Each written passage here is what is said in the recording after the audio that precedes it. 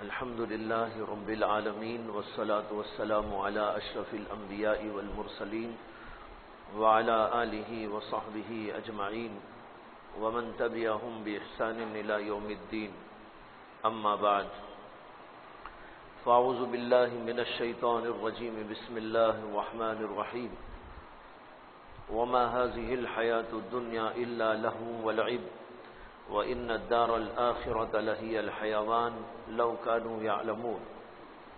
وقال تبارك وتعالى: وسارعوا إلى مغفرة من ربكم وجنة أرضها السماوات والأرض أعدت للمتقين الذين ينفقون في السراء والضراء والكاظمين الغيظ والعافين عن الناس والله يحب المحسنين.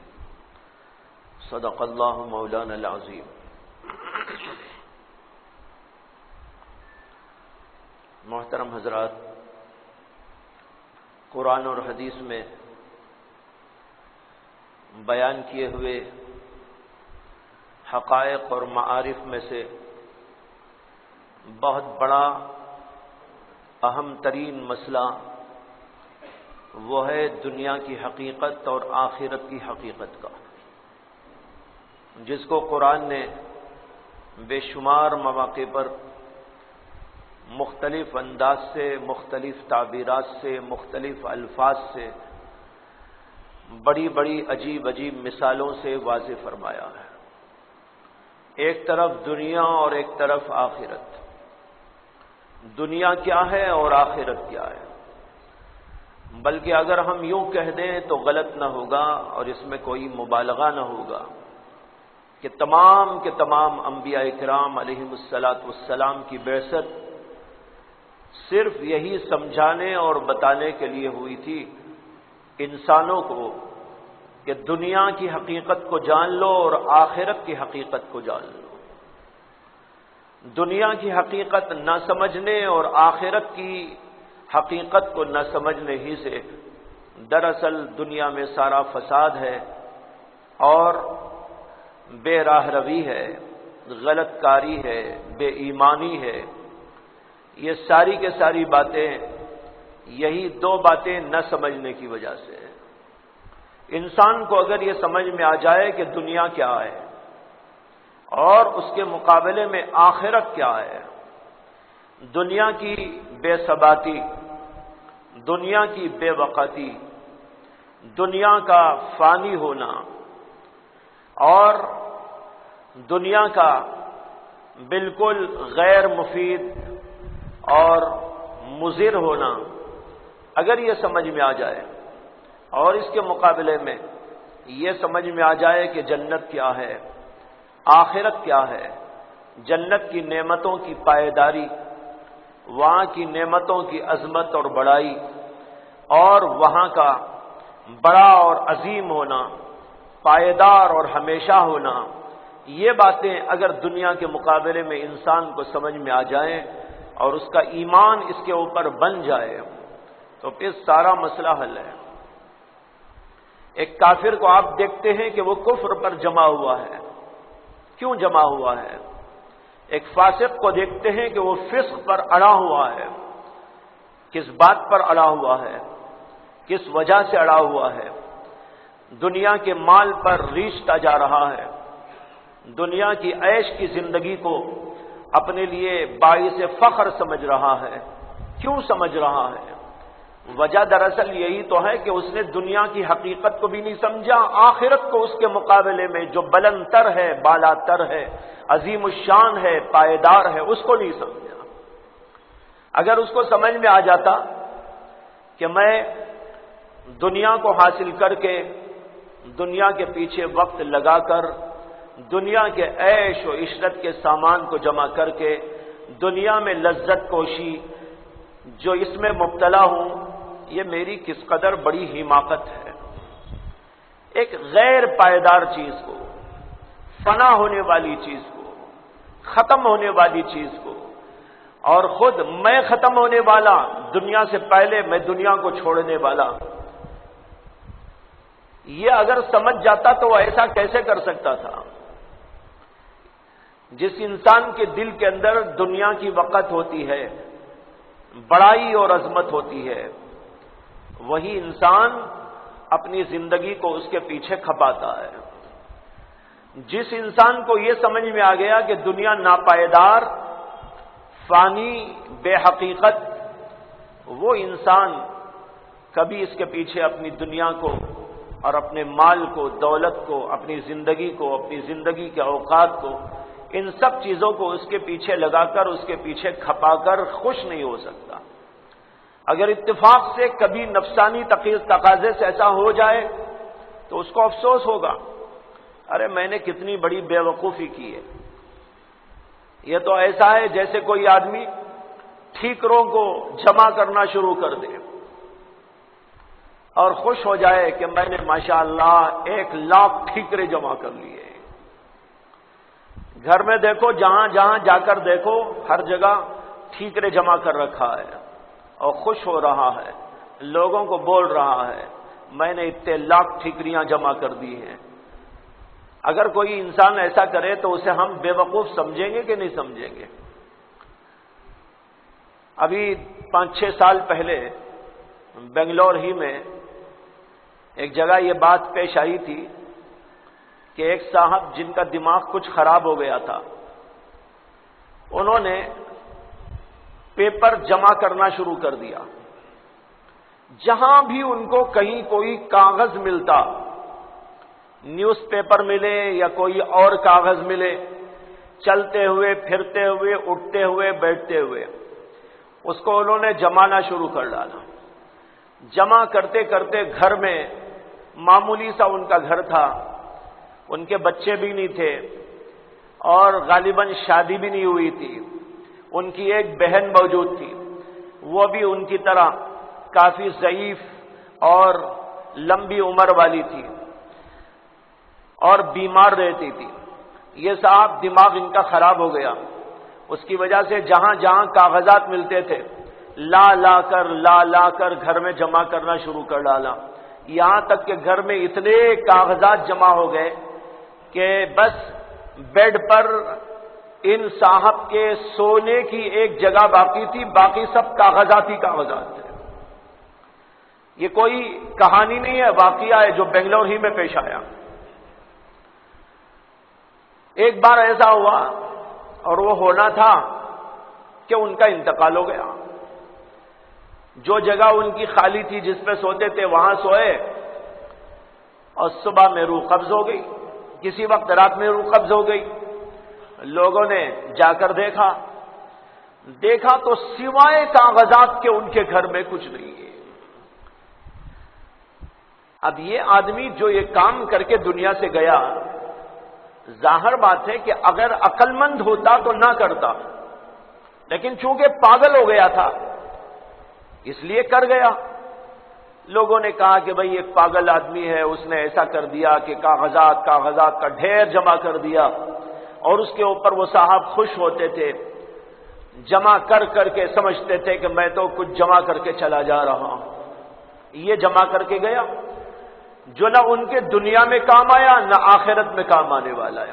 لیکن چونکہ وہ تو بیچارہ معذور تھا، ہم اسے کچھ نہیں کہہ سکتے، اس لیے کہ وہ تو پاگل ہو گیا تھا۔ پاگل تو معذور ہوتا ہے، لیکن ہم جیسے کتنے عقل مند پاگل بھی دنیا میں موجود ہیں۔ وہ تو واقعی پاگل تھا، لیکن کچھ ایسے پاگل بھی ہیں جن کو اللہ نے عقل دی، لیکن ان چیزوں پر یقین نہیں ہے جو اللہ نے قرآن میں بیان کیا، رسول اللہ صلی اللہ علیہ وسلم نے احادیث کے اندر بیان کیا۔ اس لیے وہ بھی ایک درجے کے پاگل ہی ہیں، بڑے پاگل ہیں۔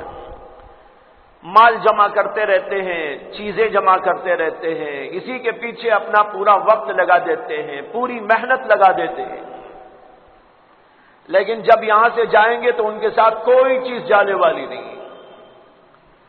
اللہ نے قرآن میں اسی لیے فرمایا وَمَا هَذِهِ الْحَيَاةُ الدُّنْيَا إِلَّا لَهْوٌ وَلَعِبٌ،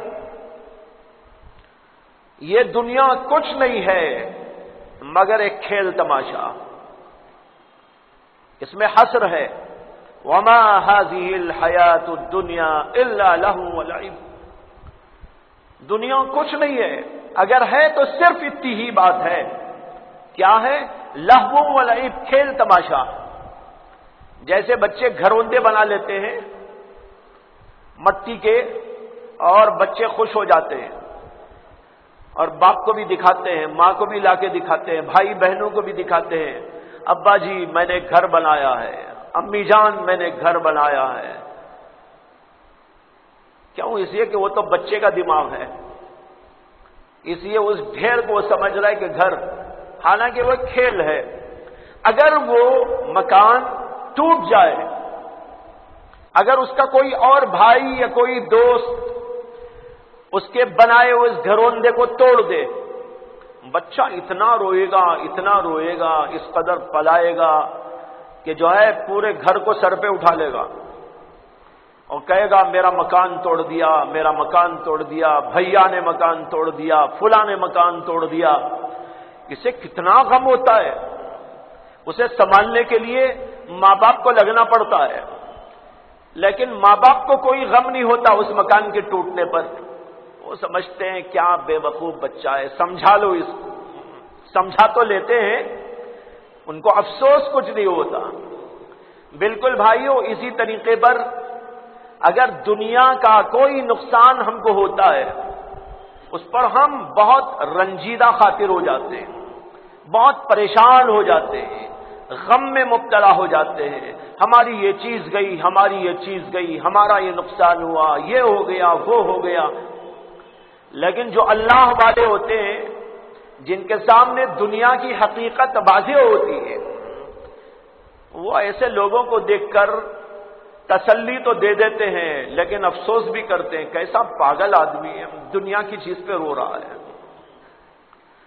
جیسے اس بچے کے مکان کے ٹوٹنے پر ماں باپ کو کوئی غم نہیں ہوتا، اسی طریقے پر اہل اللہ کو دنیا کے جانے پر غم نہیں ہوتا. وہ سمجھتے ہیں کیا ہے دنیا، کیا ہے اس کی حقیقت. اللہ تو قرآن میں کہتے ہیں وما هذه الحیات الدنیا الا لهو ولعب، اور آگے کہتے ہیں وان الدار الاخرۃ لہی الحیوان، آخرت کا گھر ہی دراصل زندگی کا سامان ہے. اصل زندگی تو وہ زندگی ہے، دنیا کی زندگی تو کوئی زندگی نہیں، یہ کھیل تماشا ہے. اسی کھیل تماشے کو کوئی آخرت کے لیے استعمال کرنا شروع کر ڈالے اور حقیقی معنی میں اس کو اپنی آخرت کے لیے تیار کرنا شروع کر ڈالے، یہ اس کے لیے وہاں جا کر سامان بنے گا. تو ایک طرف دنیا کی حقیقت تو قرآن نے واضح کیا جگہ جگہ، دنیا ایک کھیل ہے، تماشا ہے، ناپائیدار ہے. بعض جگہ پر قرآن نے فرمایا ہے اس دنیا کو متاع غرور، دھوکے کا سامان. انسان اس کو دیکھ کر سمجھتا ہے کہ ہے کچھ، لیکن حقیقت میں کچھ نہیں ہے، دھوکے کا سامان ہے. کئی جگہ پر اس کو اللہ نے متاع سے تعبیر کیا ہے. متاع کے معنی ہے ایک حقیر سامان، اس کو کہتے متاع. اور ایک لغوی عالم کا قصہ ہے کہ جب انہوں نے قرآن کے اندر یہ پڑھا کہ دنیا کو اللہ تعالیٰ نے ایک متاع قرار دیا ہے، سامان اور حقیر سامان، تو ان کے ذہن کے اندر سوال آیا کہ متاع کی حقیقت جاننا چاہیے کہ عربی زبان کے اندر متاع کس کو کہتے ہیں، اس کی حقیقت کیا ہے. زمانہ پرانا زمانہ تھا اور عرب کے اندر عربی فصیح بلیغ بولی جاتی تھی، اور ان کی زبان کو جس ماحول میں وہ استعمال کرتے تھے اور جن محاورات کے درمیان میں اس کو استعمال کرتے تھے، اس کو دیکھ کر لوگ سمجھتے تھے کہ اس کی حقیقت کیا ہے. تو ان عالم کے ذہن میں آیا کہ معلوم کرنا چاہیے کہ عرب کے لوگ یہ لفظ کس جگہ اور کس موقع پر کس طرح استعمال کرتے ہیں. تو انہوں نے سفر کرنا شروع کر ڈالا، مختلف علاقوں کا سفر، دیہات میں جاتے تھے. اس لیے کہ عرب کے اندر بھی شہروں کی بنسبت دیہات کے اندر فصیح بلیغ اصلی زبان بولی جاتی ہے. اسے کہ شہروں کے اندر ادھر ادھر کے لوگ بھی آ جاتے ہیں، بس جاتے ہیں. کوئی رومی آ گیا، کوئی مصری آ گیا، کوئی کہیں اور کا آ گیا، اور پھر ان کا ماحول بن گیا، ان کی زبان ان کی زبان میں مکس ہو گئی، خلط ملط ہو گیا، ادھر کے الفاظ ادھر استعمال ہونے لگے، یہاں تک کہ اصلیت باقی نہ رہی. لیکن دیہات اور گاؤں کے علاقوں میں دور دراز سے لوگ آ کے کوئی بستے نہیں، وہاں سے جا تو سکتے ہیں، آتے نہیں، اس لیے وہاں پر اصلی زبان باقی رہتی ہے. تو وہ عالم ادھر سے ادھر ادھر سے ادھر مارے مارے پھر رہے تھے. یہ مارے مارے دنیا کے لیے نہیں بلکہ قرآن کو سمجھنے کے لیے. دیکھیے قرآن کا ایک لفظ معلوم کرنے اور اس کی حقیقت کو جاننے کے لیے ایک علاقے سے دوسرے علاقے میں، دوسرے سے تیسرے علاقے میں سفر کرتے جا رہے ہیں. کہتے ہیں کہ یہ دیہات میں گیا، وہاں کچھ دنوں رہا، دیکھا، پھر اس کے بعد اور ایک دیہات میں گیا، یہ لفظ کہاں کیسے لوگ استعمال کر رہے ہیں، کیا معنی میں استعمال کر رہے ہیں. کہتے ہیں اسی طرح چلتے چلتے ایک گاؤں میں گیا، وہاں پر ایک مکان نظر آیا اور مکان کے سامنے ایک بچہ کھیلتا ہوا بیٹھا تھا. میں جا کر اس کے پاس بیٹھ گیا اور اس سے ادھر ادھر کی باتیں کرنے لگا. تمہارے ابا کا نام کیا ہے، تمہارے ابا کیا کرتے ہیں، تمہارے گھر میں کتنے لوگ ہیں، وغیرہ وغیرہ ادھر ادھر کی خاموخواہ کی بات، تاکہ اس کے اندر سے کچھ نکل آتا ہو تو معلوم کر لے. اب وہ بچے سے بیٹھ کے کچھ اس طرح کی باتیں کرنے لگے. کہتے ہیں کہ اسی درمیان میں نے دیکھا کہ گھر کے باہر ایک پوچھا پڑا ہوا ہے. پوچھا کہتے ہیں اس کپڑے کو جس سے پوچھنے کا کام لیتے ہیں، جسے آج کل کہتے ہیں موب. آج کل کے زمانے میں موب کہتے ہیں، پہلے اسے عربی اردو میں پوچھا کہتے تھے. تو پوچھا وہ کپڑا جس سے کہ ادھر ادھر زمین پوچھتے ہیں، چیزوں کو پوچھتے ہیں، بیت الخلا کو پوچھتے ہیں اور مکان کے حصوں کو پوچھتے ہیں، اور اس کے بعد لا کر مکان کے پیچھے پچھواڑے میں اس کو ڈال دیتے ہیں، یا نہیں تو کہیں ایک طرف کو ڈال کے چھوڑ دیتے ہیں. اسے کہ وہ تو گدلا گندا کپڑا ہوتا ہے، گھر میں رکھنے کے قابل نہیں ہوتا، بدبودار بھی ہوتا ہے، گندا بھی ہوتا ہے، رنگ بھی بدلا ہوا ہوتا ہے. وہ کپڑا ایک طرف پڑا ہوا تھا. کہتے ہیں کہ میں وہ کپڑے کو دیکھا، بچے سے باتیں کرتا رہا. اتنے میں ایک کتا آیا بھاگتا ہوا اور وہ کپڑا اپنے منہ میں پکڑ کر لے گیا اور سامنے ایک چھوٹی سی پہاڑی تھی، اس پہاڑی پہ چڑھ گیا. چھوٹا سا واقعہ پیش آیا. کہتے ہیں کہ اتنے میں اس گھر کے اندر سے ایک عورت باہر نکل کے آئی جو اس بچے کی ماں تھی. ماں آتے ہی وہ بچہ بول پڑا عربی زبان میں، اسے کہ وہ عرب کا بچہ تھا، عربی بول رہا تھا. تو اس نے کہا کہ اماں جاء الرقیم واخذ المتاع وتبارک الجبل. یہ بچے کی تتلاتی زبان سے اس نے ادا کیا. رقیم کے معنی ہیں وہ کتا جس کے اوپر دھاریاں ہوتی ہیں. وہ کتا کچھ ایسے ہی تھا. تو اس نے کہا جاء الرقیم، کتا آیا، اخذ المتاع، متاع اٹھا لیا، وتبارک الجبل، اور پہاڑ پہ چڑھ کے بیٹھ گیا ہے. ماں کو اس نے شکایت کی کہ وہ کتا اٹھا کے چلا گیا. یہاں لفظ متاع اس نے استعمال کیا بچے نے. وہ عالم کہتے ہیں آج مجھے سمجھ میں آیا کہ متاع کی حقیقت کیا ہے. عرب کے لوگوں کے درمیان لفظ متاع کس معنی میں استعمال ہوتا ہے؟ یعنی ایک ایسی حقیر چیز جو گھر میں رکھنے کے بھی قابل نہیں ہوتی،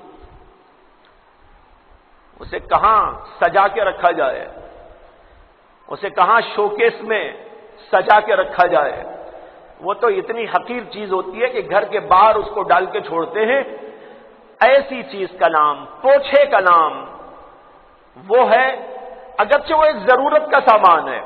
دیکھیے ایک ضرورت بھی ہے اس کی، بے ضرورت تو وہ نہیں ہوتا. کپڑا تو ایک ضرورت کا ہوتا ہے، صفائی کے لیے ضرورت ہے، لیکن حقیر بھی ہوتا ہے. جس قدر ضروری اسی قدر حقیر. انہوں نے کہا اب سمجھ میں آیا کہ اللہ نے دنیا کو کیوں متاع سے تعبیر کیا ہے.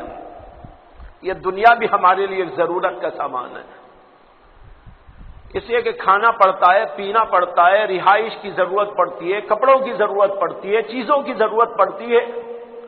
اس لیے ان چیزوں کو استعمال کرو، لیکن اس کو دل میں نہ رکھو. جیسے تم مکان میں استعمال کر کے مکان کے باہر رکھتے ہو، مکان کے اندر نہیں رکھتے پوچھے کو، اسی طریقے پر اس دنیا کو اپنے ہاتھ پیر میں استعمال تو کرو، لیکن دل کے خانے میں اس کو مت رکھو. اگر اس کو تم نے دل میں اتار لیا تو اس کی مثال ایسی ہے جیسے کہ کوئی یہ پوچھے کو لے جا کر اپنے شوکیس کے اندر رکھ ڈالے. کتنا بے وقوف ہے وہ آدمی. اسی طرح وہ بھی بڑا بے وقوف ہے جو دنیا کی حقیقت کو نہیں سمجھا. دنیا تو یہ ہے جس کو ابھی سمجھایا گیا. اللہ نے قرآن میں یہی بتایا ہے دنیا بہت حقیر ہے، دنیا ایک متاع ہے، ضرورت کا اگرچہ سامان ہے لیکن حقیر ہے، ذلیل ہے. اس کو اپنے سے دور رکھو، ضرورت پر اس کو استعمال کرو. ایک بزرگ سے پوچھا گیا کہ دنیا کے بارے میں ایک انسان کو کیا سمجھنا چاہیے. انہوں نے کہا دنیا کی مثال ایسی ہے جیسے کہ پیشاب کے لیے ڈھیلے. پیشاب کے لیے ڈھیلے لیتے ہیں. انہوں نے کہا جیسے پیشاب کے لیے ڈھیلا لیتے ہو، ایک ضرورت ہے، لیکن کیا اس کو جو ہے اپنے جیبوں میں سنبھال کے رکھتے ہو، یا اس کو اپنے گھر میں لا کے کہیں بڑے اہتمام کے ساتھ میں سجاتے ہو؟ بس ایک ضرورت ہے، بس اسی طرح اس کو استعمال کرنا ہے جیسے کہ پیشاب کے لیے ڈھیلوں کا استعمال ہوتا ہے. یہ چیز استعمال کرو، اس کے بعد پھینک دو، اس کو دل میں نہ بساؤ. تو میں عرض کر رہا تھا کہ قرآن میں یہ مضمون جگہ جگہ آیا ہے، بہت وسیع طور پر اللہ نے اس کو بیان فرمایا ہے، بڑی مثالوں کے ساتھ اور بڑے عجیب عجیب انداز کے ساتھ قرآن نے اس کو واضح کیا. یہ دنیا کی حقیقت ہے، اس سے دل نہ لگاؤ. اور اس کے مقابلے میں آخرت کی فکر دلائی، آخرت کی طرف توجہ دلائی، اور آخرت کو حاصل کرنے کی فکر اور اس کی طلب پیدا کرنے کے لیے ہم کو متوجہ فرمایا. قرآن کی دوسری آیت میں نے پڑھی تھی. پہلی آیت تو یہی پڑھی تھی وَمَا هَٰذِهِ الْحَيَاةُ الدُّنْيَا إِلَّا لَهْوٌ وَلَعِبٌ. یہ دنیا کچھ نہیں ہے مگر ایک کھیل تماشا. وَإِنَّ الدَّارَ الْآخِرَةَ لَهِيَ الْحَيَوَانُ. بلا شبہ آخرت کا گھر وہی پائیدار ہے، ہمیشہ رہنے والا ہے، اسی کے اندر زندگی ہے. زندگی کہلانے کے لائق تو وہی زندگی ہے. آگے اللہ نے کہا لَوْ كَانُوا يَعْلَمُونَ. اے کاش کے لوگ اس کو سمجھ لیں. میں نے شروع میں کہا تھا نا، یہ سمجھنا ہی بہت بڑی بات ہے. اگر اس عنوان کو نہیں سمجھا، اس حقیقت کو نہیں سمجھا کہ دنیا کس قدر جو ہے ناپائیدار ہے، تو پھر انسان سدھر نہیں سکتا. اسی اللہ کہتے ہیں لَوْ كَانُوا يَعْلَمُونَ. اے کاش کے لوگ اس کو جان لیں کہ آخرت سب کچھ ہے، یہ دنیا کچھ نہیں ہے، یہ دنیا فنا ہونے والی ہے، ایک کھیل تماشے کی طرح ہے. اس لیے اس کے پیچھے اپنے وقت کو برباد نہ کرو، اپنی زندگیوں کو اس کے پیچھے نہ لگاؤ. لَوْ كَانُوا يَعْلَمُونَ. کاش کے لوگ اس مسئلے کو سمجھ لیں. دوسری آیت میں نے تلاوت کی تھی وَسَارِعُوا إِلَىٰ مَغْفِرَةٍ مِّن رَّبِّكُمْ وَجَنَّةٍ أَرْضُهَا السَّمَاوَاتُ وَالْأَرْضُ أُعِدَّتْ لِلْمُتَّقِينَ. قرآن میں اس طرح کی آیت اور مواقع پر بھی موجود ہے. وَسَارِعُوا. جلدی کرو اِلَىٰ مَغْفِرَةٍ مِّن رَّبِّكُمْ. تمہارے رب کی مغفرت کی جانب، یعنی اللہ کی مغفرت کو لینے کے لیے جلدی کرو. وَجَنَّةٍ. اور جنت کو حاصل کرنے کے لیے بھی جلدی مچاؤ. وَجَنَّةٍ أَرْضُهَا السَّمَاوَاتُ وَالْأَرْضُ. وہ جنت جس کی کشادگی اتنی ہے جتنی کہ زمین اور آسمان سب ملا کر. 7 زمینیں ہیں اور 7 آسمان. بعض علماء نے اس کی تشریح میں لکھا ہے کہ ساتوں زمینوں کو بازو بازو پھیلا دو اور ساتوں آسمانوں کو بھی اس کے بازو بازو پھیلا دو، کتنا بڑا رقبہ ہو جائے گا؟ کوئی تصور کر سکتے ہیں؟ تصور ہار جائے گا، آپ کی عقل پریشان ہو جائے گی، کمپیوٹر میں بھی حساب ڈالیں تو وہ بھی عاجز آ جائے گا۔ اتنی بڑی کائنات، یہ ایک زمین ہی جو آپ کو نظر آ رہی ہے کتنی بڑی اللہ نے بنائی۔ اب اس کے بازو اور ایک رکھیے، اس کے بازو اور ایک رکھیے، اس کے بازو اور ایک رکھیے، 7 زمینوں کو بازو بازو پھیلا دیجئے، پھر اس کے بعد 7 آسمانوں کو پھیلا دیجئے۔ اللہ کہتے ہیں جتنا یہ ہے اتنی تو اللہ کی جنت ہے۔ یہ بھی ایک مثال ہے، تمثیل ہے، اس سے کہ اس سے بڑی چیز سمجھانے کے لیے انسانوں کے سامنے کچھ نہیں تھی۔ انسان کو سمجھانے سب سے بڑی چیز آسمان ہے، زمین ہے۔ اس کے لیے اللہ نے زمین و آسمان کو مثال دے کر سمجھایا۔ اگر اس سے بھی بڑی کوئی چیز ہمارے سامنے ہوتی تو اللہ اس کو پیش کر دیتے۔ تو کہتے ہیں وَجَنَّةٍ أَرْضُهَا السَّمَاوَاتُ وَالْأَرْضُ، اس جنت کی طرف لب کو جلدی کرو، اس کو حاصل کرنے کی فکر کرو، وہ جنت جس کی کشادگی زمین و آسمانوں کے برابر ہے۔ اعدت للمتقین، جو خالص متقی لوگوں کے لیے تیار کی گئی۔ اس کے اندر ہمیں اور آپ کو سبق دیا کہ دنیا کو حقیر سمجھو، آخرت کی فکر کرو، جنت کو حاصل کرنے کی طلب و جستجو اپنے اندر پیدا کرو۔ لیکن آج دنیا میں جس قدر ہمیں اور آپ کو دنیا کی رغبت ہے، دنیا سے میلان ہے، دنیا کی فکر و جد و جہد ہے، سوچ کر دیکھ لیں کہ کیا آخرت کے لیے بھی اتنی ہی ہے؟ حالانکہ ہونا تو چاہیے اس سے بھی زیادہ، لیکن کم از کم برابر سرابر ہی ہے۔ حضرات صحابہ رضوان اللہ تعالی علیہ مجمعین ایسے حضرات تھے جنہوں نے اس آیت پر عمل کر کے دکھایا۔ ان کے سامنے دنیا حقیر تھی، ذلیل تھی، اور آخرت سب کچھ تھی، اس لیے وہ آخرت کی فکر و طلب میں رہتے تھے، اور دین کی ایک ایک بات کو اتنا زیادہ ہم سمجھتے تھے کہ اس کا آج ہم تصور بھی نہیں کر سکتے۔ حضرت ابو بکر صدیق رضی اللہ تعالی عنہ کے بارے میں آتا ہے کہ ایک دفعہ ان کی تکبیر اولا فوت ہو گئی۔ تکبیر اولا وہ جو امام کے ساتھ تکبیر باندھتے سب سے پہلے اللہ اکبر، وہ تکبیر اولا فوت ہو گئی، اس میں وہ شریک نہیں ہو سکے۔ اس کے بعد انہوں نے اس کے اوپر اتنا حزن و غم محسوس کیا، ان کو اس پر اتنا دکھ ہوا، رنج ہوا کہ روتے رہے، روتے روتے حالت خراب ہو گئی، یہاں تک کہ لوگوں کو ان کی وہ حالت دیکھ کر ان کی عیادت اور مزاج پرسی کے لیے آنا پڑا۔ حضرت آپ نہ روئیے، پریشان نہ ہوئیے، اتنا غم نہ کیجیے، اللہ کے واسطے آپ اپنے اوپر رحم فرمائیے، اتنا غم کیوں کر رہے ہیں؟ یہ ہے بھائیو آخرت کی طرف، وَسَارِعُوا إِلَىٰ مَغْفِرَةٍ مِّن رَبِّكُمْ، اللہ کی مغفرت کی طرف دوڑو۔ اب ایک تکبیر اولا فوت ہو گئی اور ہم لوگوں کی کتنی فوت ہوتی ہے؟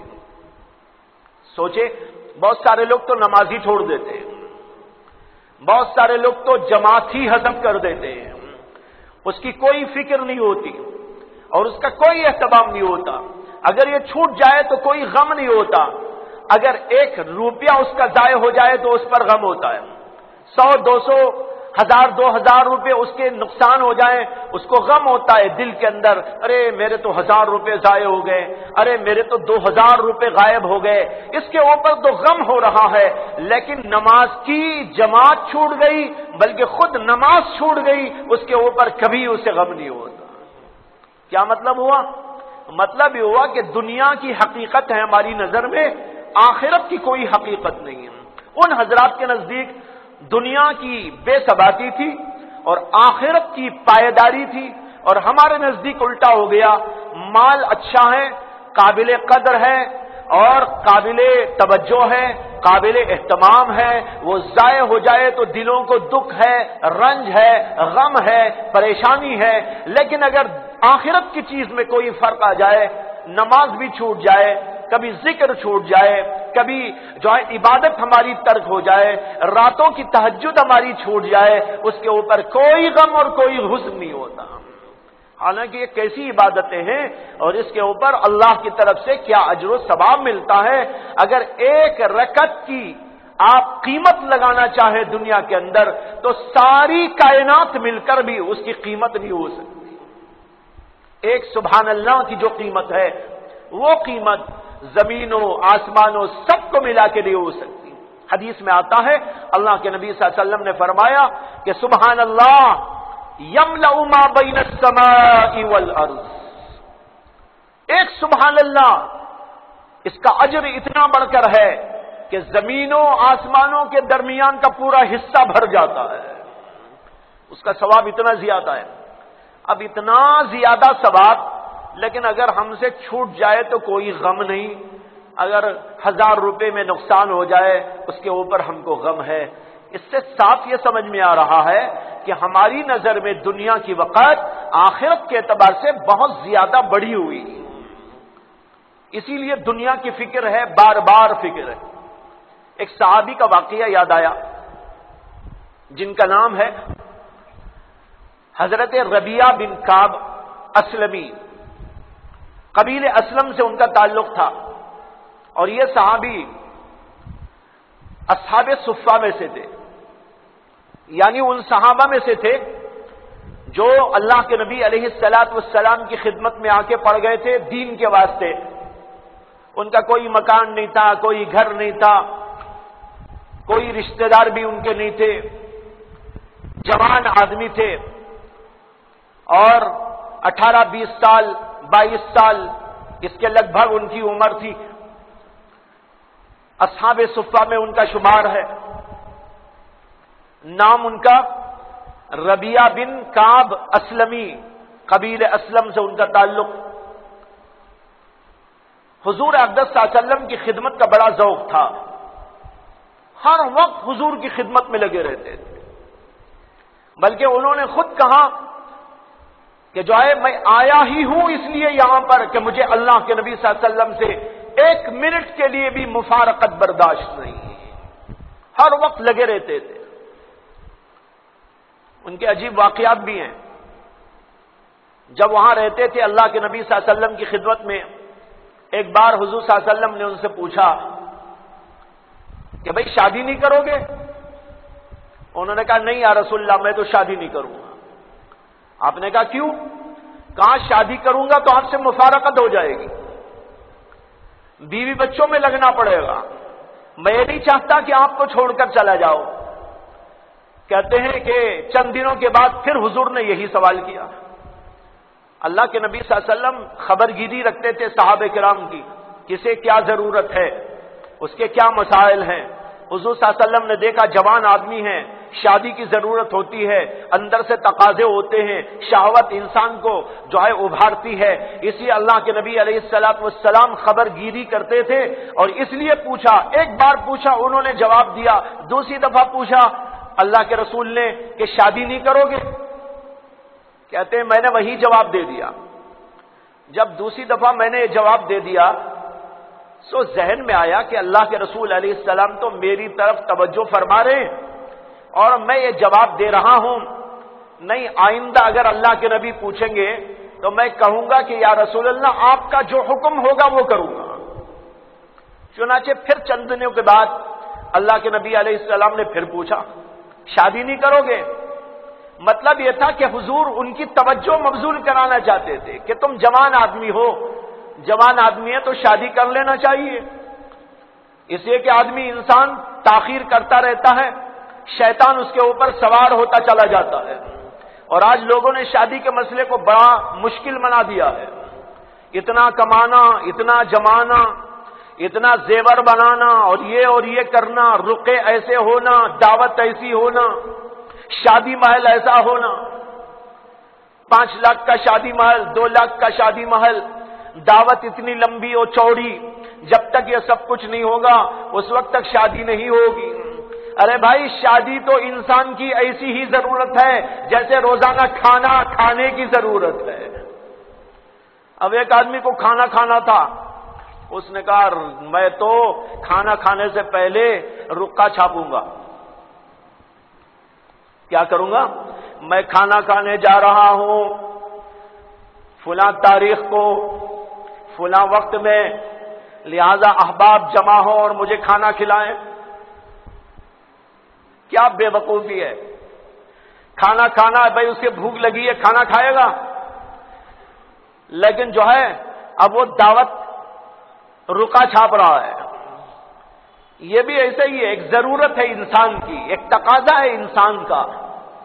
ہاں چونکہ اس میں ایک لڑکے اور لڑکی کا ملاپ ہوتا ہے، اس لیے خود جا کے کسی عورت سے رابطہ نہیں کر سکتا، جیسے کھانا خود ہی اٹھا کے کھا لیا.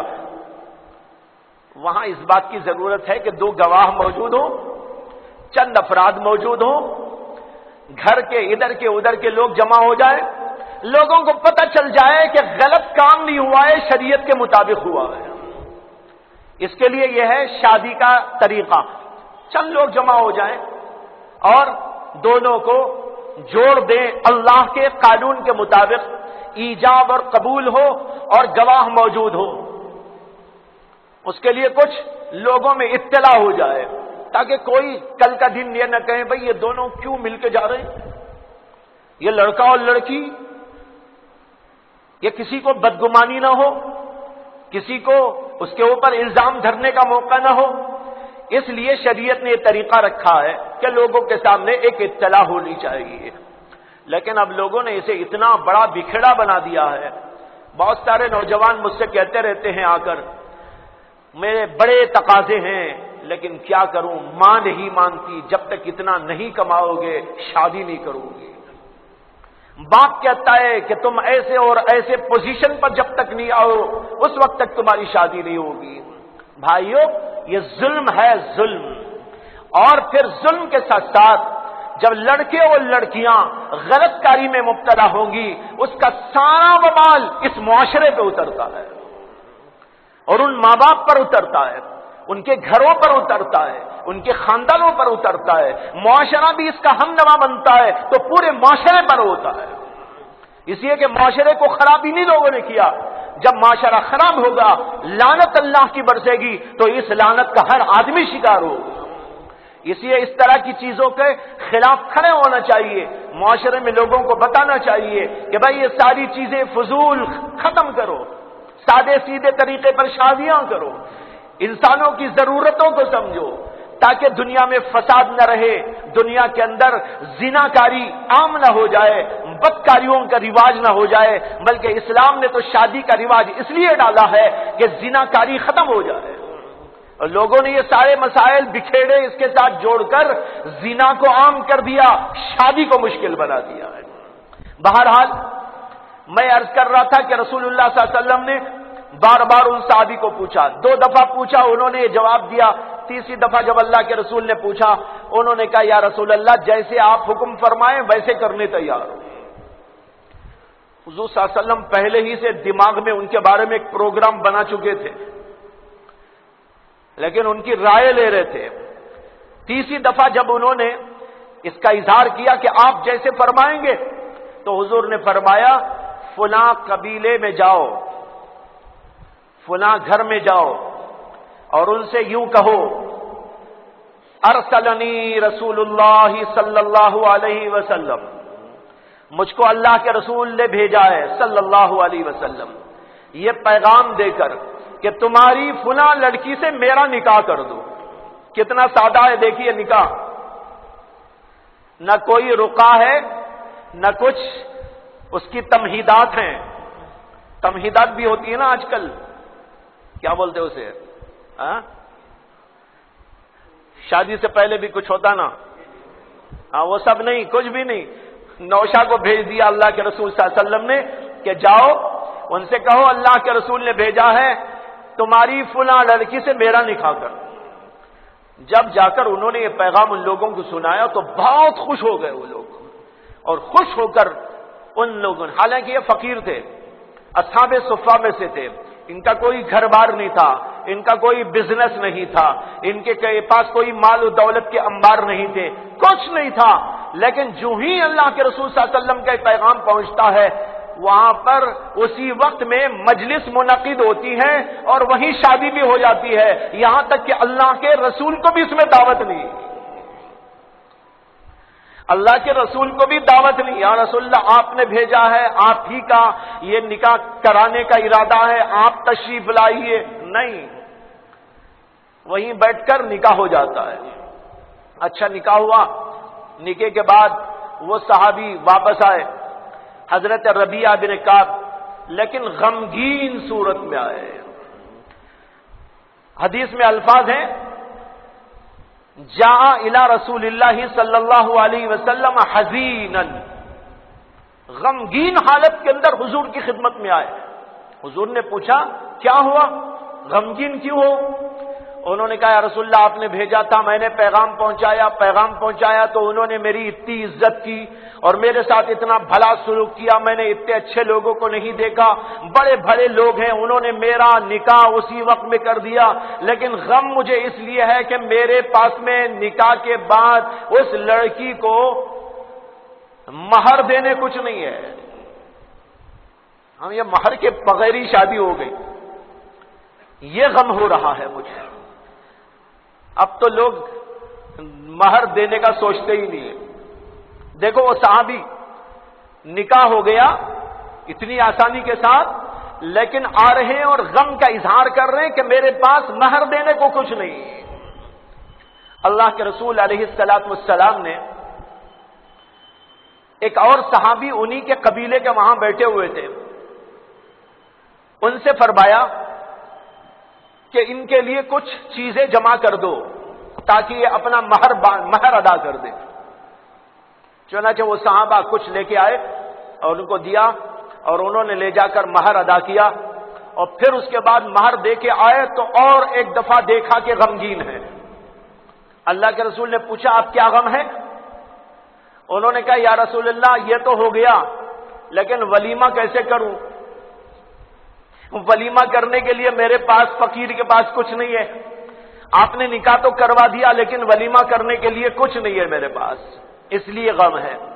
اللہ کے نبی علیہ الصلوۃ والسلام نے انہی صحابی سے جن سے پہلے کہا تھا فرمایا ایک بکری کا انتظام کرو، بکری تیار ہو کے آ گئی۔ پھر ان سے فرمایا ربیعہ سے عائشہ کے پاس میں جاؤ اور ان سے پوچھو گھر میں کچھ دال مسالہ چاول واول ایسی کوئی چیز ہے؟ یہ میں بول رہا ہوں، حدیث میں نہیں ہے، مطلب یہ ہے کہ کھانے پینے کی کوئی چیز، ورنہ دال چاول تو وہاں کہاں۔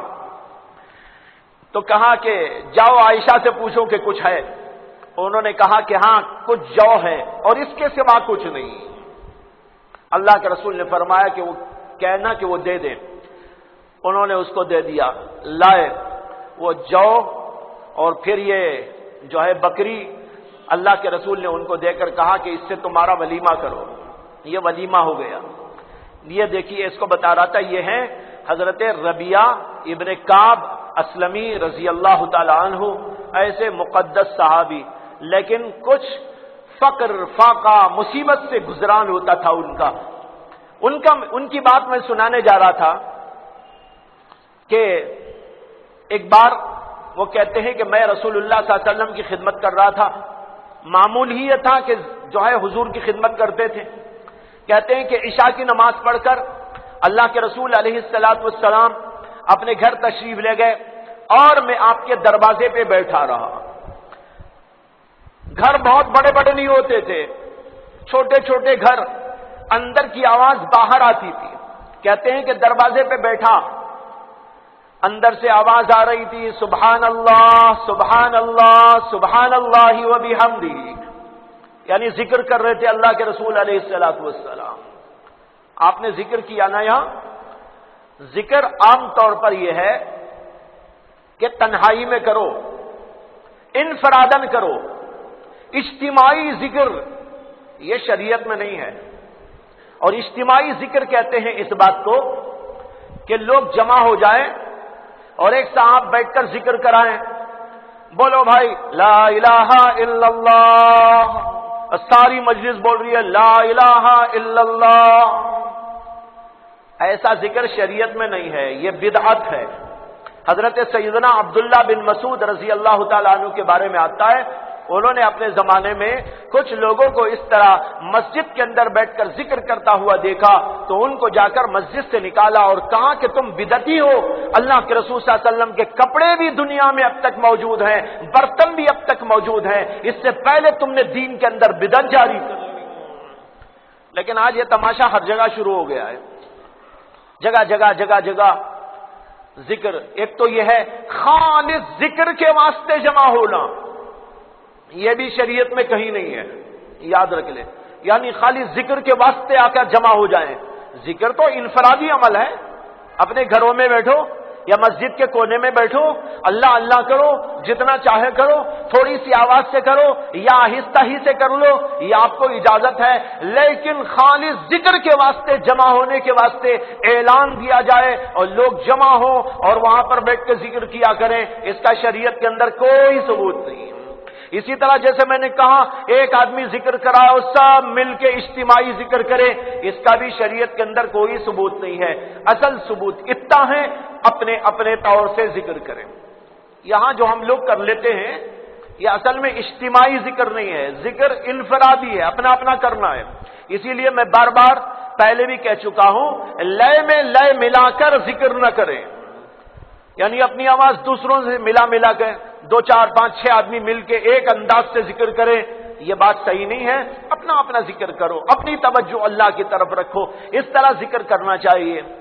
لیکن چونکہ بعض وقت یہ میں محسوس کر رہا ہوں کہ ہمارے ہاں ہونے والے اس ذکر کے حلقے کو بعض لوگ اس ذکر کے حلقے پر قیاس کرتے ہوئے استدلال بھی کرنے لگے، بعض جگہ حوالہ دے رہے ہیں، یہ بھائی بیدواڑی میں بھی ہوتا ہے، ان کے ہاں بھی ہوتا ہے، مجھے لوگ بھی پوچھتے رہتے ہیں، اس لیے مجھے کبھی کبھی یہ خیال آتا ہے کہ یہاں جو ہو رہا ہے اس کو بند ہی کر دوں تاکہ کسی کو ایسا موقع نہ ملے۔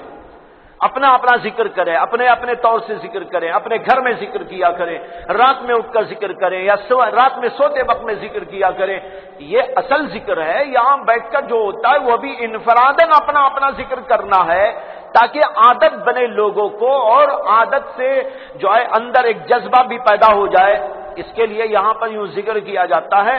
ورنہ اس طرح جیسے 2 باتیں میں نے کہی، ایک تو یہ ذکر ہی کے واسطے جمع کرنا ثابت نہیں ہے، بدعت ہے۔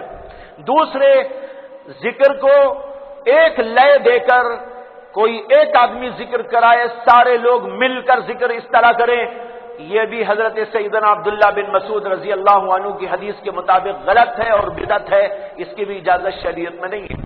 خیر میں تو یہ عرض کر رہا تھا، اللہ کے نبی صلی اللہ علیہ وسلم مسجد سے گھر میں تشریف لے گئے اور اللہ کے نبی ذکر کر رہے تھے، گھر کے باہر ان کو آواز آ رہی تھی، کہتے میں سن رہا تھا، بہت دیر تک بیٹھا رہا، کہتے اس طرح میرا معمول تھا، کبھی جا کے سو جاتا اور کبھی دروازے ہی پہ بیٹھا رہتا بہت دیر تک، جب تک اونگ نہیں آ جاتی وہیں بیٹھا رہتا۔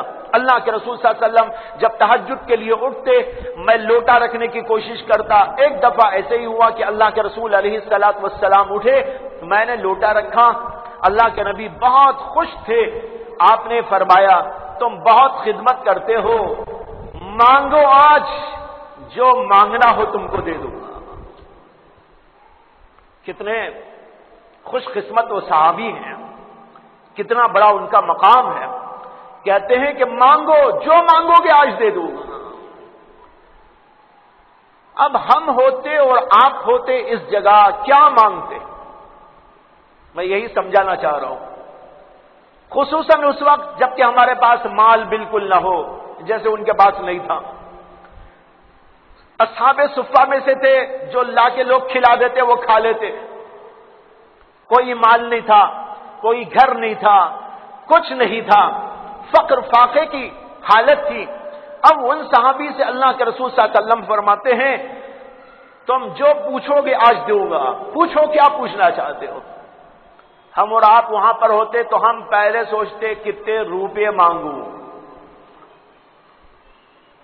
یا کوئی عہدہ مانگوں، کوئی چیز مانگوں، دنیا ہی کی طرف ذہن جاتا۔ ان صحابی سے جب اللہ کے رسول صلی اللہ علیہ وسلم نے فرمایا تو حدیث میں آتا ہے، مسلم شریف میں بھی یہ روایت ہے، مسند احمد کے اندر بھی ہے کہ ان صحابی نے اللہ کے رسول سے کہا کہ مجھے تھوڑی فرصت دیجئے، غور کر کے بتاتا ہوں۔ اللہ اکبر، کتنی بڑی بات ہے۔ میں کیا مانگوں اللہ کے رسول سے، جھٹپٹ مانگ کر یہ موقع، اتنا غنیمت موقع بیکار نہ کر لوں، اس لیے کہ یہ موقع تو ایسا ہے جو مانگوں گا وہ ملے گا۔ اب مانگنا تو بڑی چیز مانگنا چاہیے، کوئی گھٹیا وٹیا نہیں مانگ لینا چاہیے، سوچ کر سمجھ کر غور و فکر کے ساتھ۔ اس لیے کہتے ہیں کہ میں نے حضور سے عرض کیا کہ یا رسول اللہ مجھے مہلت دیجیے۔ اللہ کے رسول نے کہا ٹھیک ہے۔ اس کے بعد ایک دن کے بعد یا 2 دن کے بعد پھر اللہ کے رسول نے خود ان سے پوچھا، جب وہ سامنے آئے کہ جو ہے کیا سوچا، کیا مانگنا چاہتے ہو، کیا سوچ کے آئے ہو؟ اللہ کے رسول صلی اللہ علیہ وسلم کے پوچھنے پر وہ کہتے ہیں کہ میں نے عرض کیا کہ یا رسول اللہ میں یہ چاہتا ہوں دوزخ کی آگ سے بچنے کی آپ دعا کر دیجیے، اللہ مجھے دوزخ سے بچا لے، یہ دعا آپ کر دیجیے، بس یہ چاہتا ہوں۔ اب اندازہ کرو کہ ان کے دل پر، دماغ پر دنیا کی کیا حقیقت تھی اور آخرت کا کیا احساس تھا۔ کتنی بڑی بات ہے، عظیم الشان بات۔ ایک ایسے آدمی جن کے پاس نہ مال ہے نہ دولت ہے، فقر میں فاقے میں زندگی گزر رہی ہے، بڑے مسائل و مسائل ہیں، لیکن اس کے باوجود اللہ کے رسول پوچھ رہے ہیں تو وہ کہتے ہیں بس یہ دعا فرما دیجئے کہ جہنم سے اللہ مجھ کو بچا لے۔ اللہ کے رسول صلی اللہ علیہ وسلم نے ان سے سنا تو پوچھا من امرک بہذا، شاید اللہ کے نبی نے یہ سوچا کہ ان کے ذہن میں اتنی بڑی بات تو شاید نہ آئی، کسی اور نے بتایا ہوگا ان کو، یہ تو بہت اونچی بات ہے۔ حضور سوچ رہے ہوں گے کہ کوئی اور دنیا کی چیز مانگتے، لیکن وہاں تو کچھ اور مانگ رہے، بہت بڑی عظیم الشان چیز۔ اس لیے آپ نے کہا من امرک بہذا، کس نے تم کو اس بات کا حکم دیا، کس نے تم کو ایک پٹی پڑھائی کہ یہ مانگو؟ انہوں نے کہا نہیں، کسی نے نہیں یا رسول اللہ، بات اصل میں یہ ہے میں نے سوچا، حدیث کے الفاظ ہیں بھائیوں، میں نے سوچا یہ دنیا تو ختم ہو جانے والی ہے، ذلیل دنیا ہے، کیوں نہ میں آخرت کو مانگ لوں اللہ کے رسول سے۔ یہ ہے مسلم شریف کے اندر بھی موجود ہے، مسند احمد میں موجود ہے کہ انہوں نے کہا دنیا تو منقطع ہونے والی، ختم ہونے والی ذلیل دنیا ہے، میں نے سوچا یہ کیا مانگوں، آپ سے آخرت مانگ لوں، اس لیے آپ میرے لیے دعا کر دیجیے۔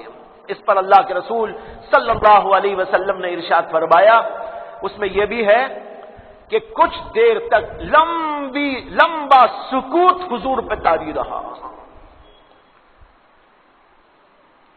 سمتن طویلا، سمت سمتن طویلا، بہت دیر خاموش سوچتے رہے۔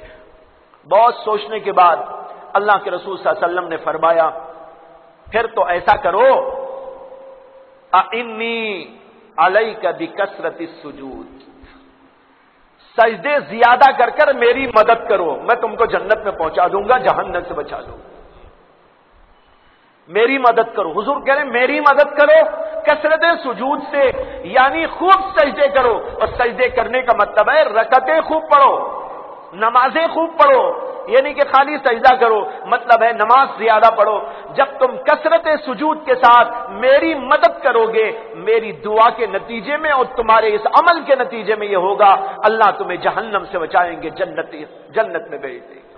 تو بھائیو، ہمیں اور آپ کو بھی چاہیے کہ دنیا کی حقیقت اور آخرت کی حقیقت دونوں کو سامنے رکھ کر غور کریں کہ دنیا کیا ہے، آخرت کیا ہے، ہمیں کیا ہونا چاہیے، کیا مانگنا چاہیے، کیا کرنا چاہیے، اور اپنے آپ کو کیسا بنانا چاہیے، آخرت کے لیے کیسا تیار کرنا چاہیے، اس بات کے لیے اپنے آپ کو آمادہ کرتے رہنا چاہیے۔ لہذا نمازوں کا اہتمام، ذکر کا اہتمام، تہجد کا اہتمام، اور جو ہے نمازوں میں جماعت کا اہتمام، اور اس کے ساتھ امام کے ساتھ تکبیر اولیٰ کا اہتمام، ان ساری چیزوں کا اہتمام کرتے رہنے کی کوشش کرنا چاہیے۔ اللہ تعالیٰ سے دعا ہے کہ اللہ تعالیٰ ہمیں بھی آپ کو بھی اس پر عمل کرنے کی توفیق عطا فرمائے۔ وآخر دعوانا الحمدللہ رب العالمین۔